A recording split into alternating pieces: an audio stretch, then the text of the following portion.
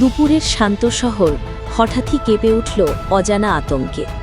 সুনামগঞ্জ থেকে সিলেট মাঝ দুপুরের মৃদু কম্পনে ঘর ছেড়ে রাস্তায় নেমে এলেন সাধারণ মানুষ। স্বাগত জানাচ্ছি নিউজ লজিকে ব্রেকিং নিউজ আপডেটে। আমি মোহাম্মদ দিদার। আজ দুপুর 12:46 কেঁপে ওঠে দেশের উত্তর পূর্বাঞ্চল। আবহাওয়া অফিসের তথ্যমতে রিক্টার স্কেলে এই কম্পনের মাত্রা ছিল 4.1, আর এর কেন্দ্রস্থল ছিল সুনামগঞ্জের ছাতক।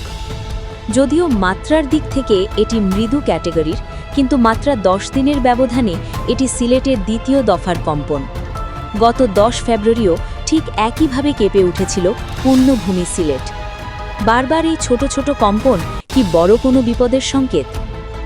আমাদের প্রতিনিধিরা জানিয়েছেন, কম্পন অনুভূত হবার সাথে সাথেই সিলেট শহরের বহুতল ভবনগুলো থেকে মানুষ আতঙ্কের নিচে নেমে আসে। তবে স্বস্তির বিষয় হল, এখনও পর্যন্ত কোথাও কোনো বড় ধরনের ফাটল বা প্রাণহানির খবর পাওয়া যায়নি।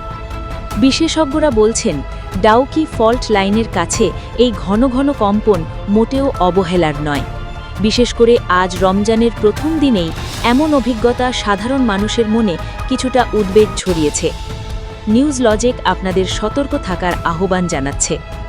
ভূমিকম্প তো বলে কয়ে আসে না, তাই প্রস্তুতিই আমাদের একমাত্র রক্ষা। পরবর্তী আপডেট পেতে চোখ রাখুন নিউজ লজিকের ডিজিটাল প্ল্যাটফর্মে। সত্যের সাথে, লজিকের সাথে আমরা আছি আপনাদের পাশে।